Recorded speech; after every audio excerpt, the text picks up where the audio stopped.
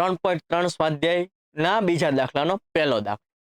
ખાસ સરખું વાંચવાનું અને સમીકરણ સરખા બનાવવાના. પછી તમને જેમ મજા આવે એમ લોપની રીત વાપરો કે આદેશની રીત વાપરો, ગમે એ રીત વાપરી શકો છો. ઓકે, ચાલો જોઈએ. એક અપૂર્ણાંક, એટલું વાંચીને આવું લખાઈ જવું જોઈએ. આને અપૂર્ણાંક કહેવાય. અંશમાં એક ઉમેરતા, લે ભાઈ, અંશમાં એક ઉમેરતા અને છેદમાંથી એક બાદ કરતા, લે ભાઈ, આને છેદ કહેવાય. છેદમાંથી એક બાદ કરતા અપૂર્ણાંક કિંમત અતિ સંક્ષિપ્ત રૂપમાં એક બને છે. આના બરાબર એક જવાબ બને છે. ઓકે, અપૂર્ણાંક અંશમાં એક ઉમેરવાનો, છેદમાં એક બાદ કરવાનો, ત્યારે જવાબ એક બને છે. આવું કે ઓકે, આના ઉપરથી આપણે સમીકરણ એક બનાવી નાખીએ. x વત્તા 1 આમ નામ, આ 1 નો ગુણાકાર આ બંને સાથે, તો 1 ગુણ્યા y એટલે y જ થાય, 1 ગુણ્યા 1 એટલે 1 જ થાય. બરાબર છે. હવે y ને હું આ બાજુ લાવું, વત્તા 1 ને હું આ બાજુ લઈ જાઉં, x આમ નામ, આ વત્તા y આ બાજુ આવશે તો ઓછા y. અહીંયા ઓછા 1 હતો, આ વત્તા 1 આ બાજુ ગયો, પાછો ઓછા 1 થયો, x ઓછા y. અલા ઓછા ઓછા વત્તા થાય, 1 ને 1 2 થાય ને મોટી સંખ્યાની નિશાની, અલા બે હરખા છે, ગમે એ 1 ની મૂકો. આ છે સમીકરણ નંબર 1.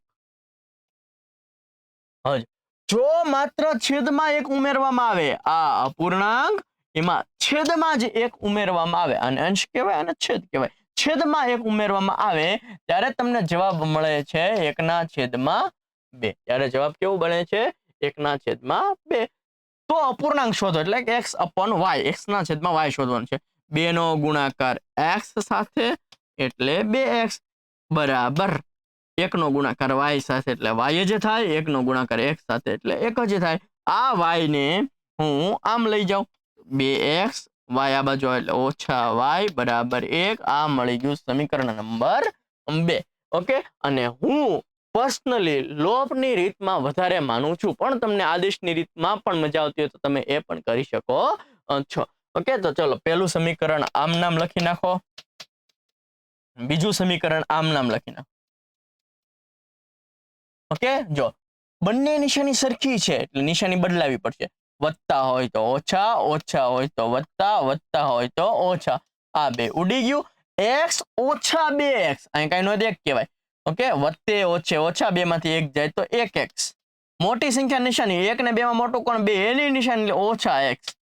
ઓછા 2 ઓછા 1, ઓછે ઓછે વત્તા થાય, 2 ને 1 3 થાય, ને આ બે માંથી મોટું હોય ને એની નિશાની લેવાની એટલે ઓછા. બંને બાજુથી ઓછા ગયું, અહીંયા 1 લખો ન લખો ચાલે, એટલે x નો જવાબ મળ્યો તમને 3. x નો જવાબ કેવો મળ્યો? 3 મળ્યો. ને x નો જે જવાબ 3 મળ્યો છે એને હું આમાં મૂકી દઉં. આમાં મૂકી દઉં સમીકરણ 1 માં x ની જગ્યાએ 3 મૂકું. 3 ઓછા y બરાબર ઓછા 2. ઓછા 2 આ બાજુ, ઓછા y આ બાજુ. 3 ઓછા 2 આ બાજુ આવે ને તો વત્તા 2 થઈ જશે. ઓછા y આ બાજુ જશે તો વત્તા y થઈ જશે. 3 ને 2 કેટલા થશે? 5 મળ્યો. y શું મળ્યો? 5. x શું મળ્યો? 3. તમારે એ અપૂર્ણાંક શોધવાનો છે એટલે x upon y શોધવાનો છે. એ કિંમત આમાં મૂકી દેવાની છે. x કેટલો મળ્યો? 3. y કેટલો મળ્યો? તો કે y મળ્યો તમારો 5. તો જવાબ એટલે કે અપૂર્ણાંક તમને મળી જાય 3/5. ઓકે, ચલો જરૂર પડે તો આ વિડીયો પાછો જોઈ લેજો, જેથી કરીને આ દાખલો તમને દ્રઢ થાય. બરોબર છે? આશા રાખું છું સમજાણું હશે, મજા આવી હશે. મળીએ છીએ નેક્સ્ટ લેક્ચરમાં. ત્યાં સુધી જય હિન્દ, જય ભારત.